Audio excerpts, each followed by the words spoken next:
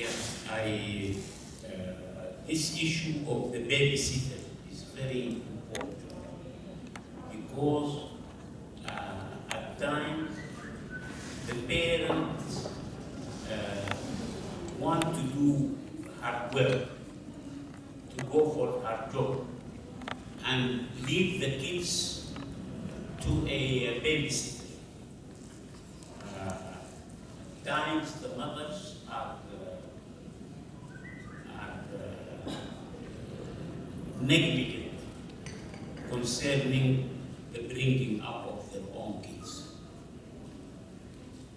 I have one case to give you an example of one woman who left her baby with an Ethiopian maid. She is from Sudan, she speaks Arabic, but the Ethiopian woman speaks her own language. And this babysitter, or it's maid, she's busy with other things.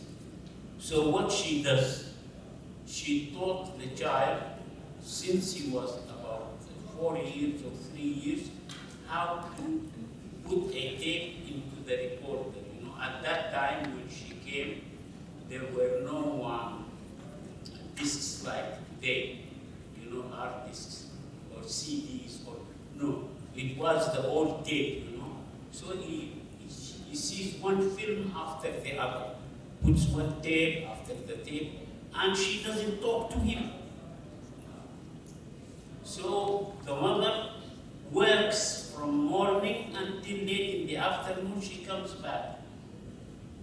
Then the child became unable to speak fluently and to go with other kids. She took him to preschool, but he was not doing very well. And then she took him to the psychiatrist.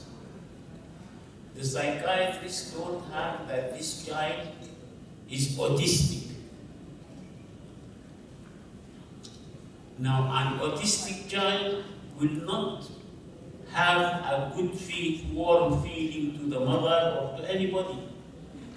But the child is attached to them. When she comes home, he comes to stay next to her, to grab her. So she came to my house with her husband. And I told her, this boy is not autistic. This psychiatrist is wrong.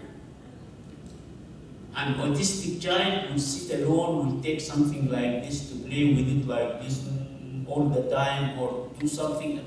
But this is not autistic. This is a child who is deprived from the love of the mother. If you want your child to be better, you must stay home. Your husband is having a good job. He has a high salary. There is no point for you to work now. Your son has been deprived from the love of a mother. The maid only taught him to use the recorder to watch films, but he doesn't know. No, there is no human contact. Are you ready to leave your job and stay with the child? She said, no, I love my job. Is it because of money? She said, no, my husband is rich, and the salary they give me, I use 3/4 of my salary. I use 3/4 of the third to go to work, to pay for transportation, and to eat my breakfast. Therefore, I do not need the job for money. But I like the job, that is why I want to work in it. But your child is going to be deprived. She said, no, I will not leave my job. I said, okay, then just leave your child like this. So the case here which this young lady mentioned is that the mother left the child to the babysitter. And the babysitter is good if she cares for the child, and the child begins to love the babysitter as a mother. When she goes, he feels that she is being deprived. So I think that this is a case of mother. Maybe the mother is working. She prefers to go to work than to take care of the baby. Now this is a big issue. I think that it is really now we need to measure to see what is more important, which is we should do, to things that are only important. And that we leave the important for the thing which is not important. We should be able to see the possibilities. Or maybe if there is a way where you can take your child to work, if there is a nursery there, or this is where I've been speaking before to you about extended families. This is the value of the extended family. If there is a grandmother in the house, the child will find warmth, will find, if there is an auntie. This is where modern civilization is taking us away from the beautiful kind of life that we could have led if we live in extended families. Yes.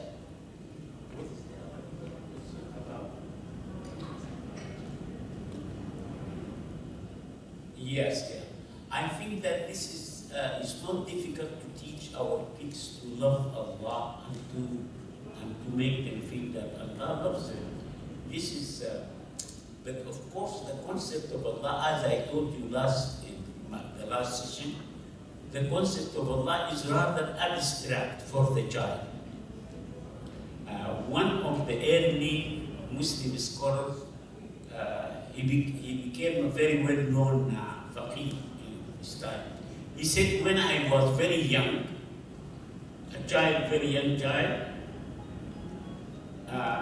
my father taught me to say, Allah is watching me, look at the stars, because he sleeps outside at night, under the stars and the moon.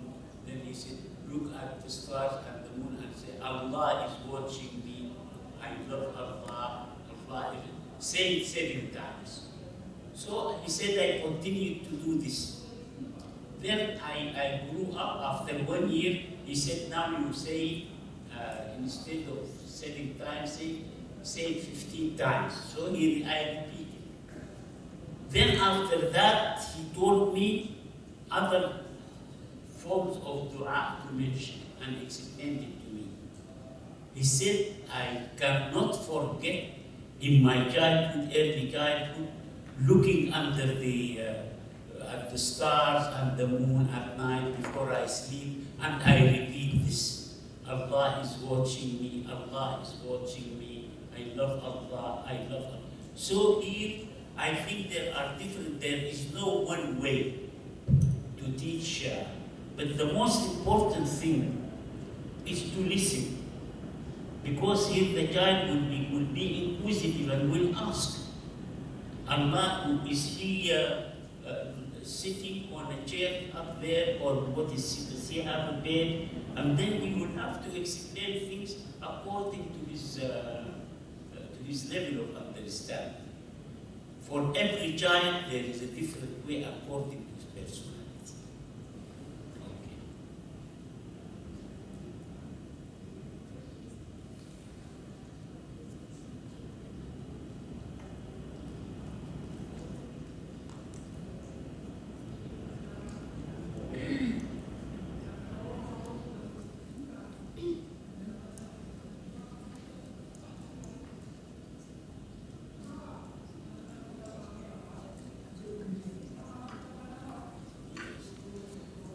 how to make children obey. I think that there is no one answer to this. But because every child has his own one child, if you say to him that this is wrong, what you did is wrong, it will be a very another child, we say he has an insistent personality, just like an amoeba that goes into a cyst. Whatever you say, it doesn't reach. Yes, yes, yes, but it doesn't reach his heart. So there is no one way. But the most important thing which we fail to do is that when the child is behaving well, we forget him. If he sits nicely and behaves well, we forget his existence. Only when he does something wrong or begins to, then we begin to try to punish him. In fact, the best way to bring up the child is when you see him behaving well, you give him a reinforcement. You give him a prize. You praise him. Look at Ahmed now, he's sitting very well, he's doing his best, he's helping him. Then he feels quite good and he continues. You support the good thing. When he does something bad, you avoid it. Not just he's very nice and trying, and then once he starts to jump and break something, you stupid fool, what you do? Now this is going this. You are doing the wrong way. And this is what most parents do.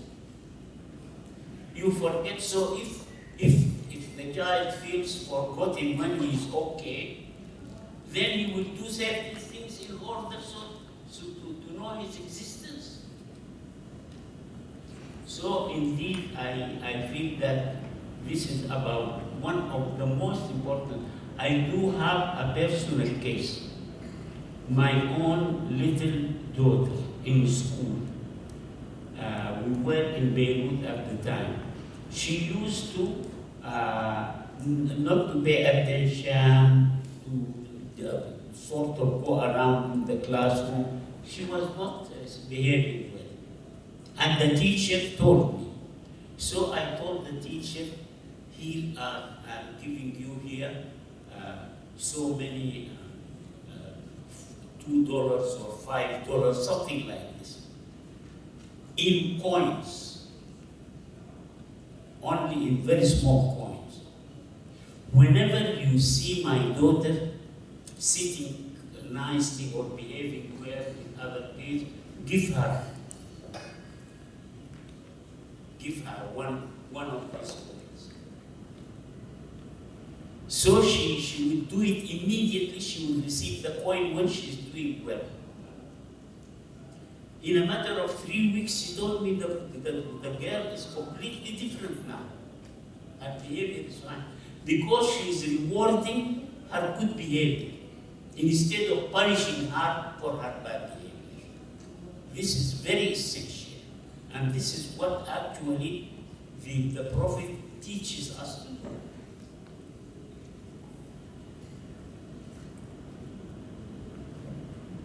Mungkin saya terjemahkan ya. Jadi tadi untuk pertanyaan yang pertama, jadi berkaitan dengan apa? Jadi anaknya lebih dekat dengan babysitternya gitu ya, sampai ke orang yang pulang tadi. Maka orang tua itu sebaiknya harus ada di rumah seperti itu. Jangan sampai anak kemudian kekurangan kasih sayang dari orang tua. Nah kemudian tadi Pak Mari juga mungkin menyadari mungkin barangkali ibunya itu ibu bekerja seperti itu ya, sehingga kemudian yang bisa apa itu namanya dilakukan oleh orang tua adalah memikirkan kembali apa yang penting, yang sampai kemudian hal-hal yang lebih penting misalnya anak-anak itu kemudian menjadi ditinggalkan. Kemudian beliau juga berpendapat dari contoh kasus yang tadi di situ juga terlihat bahwa kalau misalnya sebagaimana sudah beliau sampaikan sebelumnya bahwa keberadaan keluarga besar itu kemudian juga menjadi penting, karena ketika misalnya ibunya bekerja mungkin ada apa itu namanya nenek yang bisa menemani anak tersebut. Kemudian Kemudian yang kedua, tadi bagaimana cara orang tua mengajarkan kepada anak agar anak cinta kepada Allah dan Allah mencintai kita. Maka tadi Profesor Malik menjawab bahwa pertama kita bisa mengajarkan kepada anak bahwa Allah itu sesungguhnya melihat kita. Nah, cara yang bisa dilakukan misalnya tadi sebagaimana diilustrasikan oleh Profesor Malik, misalnya apa itu namanya, mengajar kepada anak bahwa itu loh Allah misalnya melihat kita, karena anak-anak kan biasanya berimajinasi ya, misalnya melihat kita dari tadi Profesor Malik mencontohkan misalnya dari bulan seperti itu. Kemudian misalnya kita juga anak-anak juga bisa diajarkan untuk berdoa dan juga mengatakan kepada dirinya sendiri bahwa Allah itu sesungguhnya melihat kita dan bahwa kita mencintai Allah, seperti itu. Jadi ada apa itu namanya, hal yang langsung dipraktekkan oleh anak. Kemudian terkait yang ketiga tadi, jawaban dari beliau adalah jika anak itu supaya anak bisa taat dan berperilaku baik, maka yang kita lakukan adalah ketika anak berperilaku baik, maka sebaiknya kita tidak mengabaikan tetapi juga memberikan perhatian, dan perhatiannya bisa dengan memberikan hadiah, misalnya tadi memberikan token gitu ya, kalau misalnya anak berperilaku baik, dia diberikan semacam koin sehingga anak itu jadi tahu kalau misalnya dia berperilaku baik ada semacam yang dia peroleh. Kemudian juga bisa tanpa memberikan hadiah. Jadi orang tua menyebut atau mengetahui ketika anak melakukan hal-hal yang baik, seperti itu. Baik, mungkin pertanyaan yang kedua, ya silakan Ibu.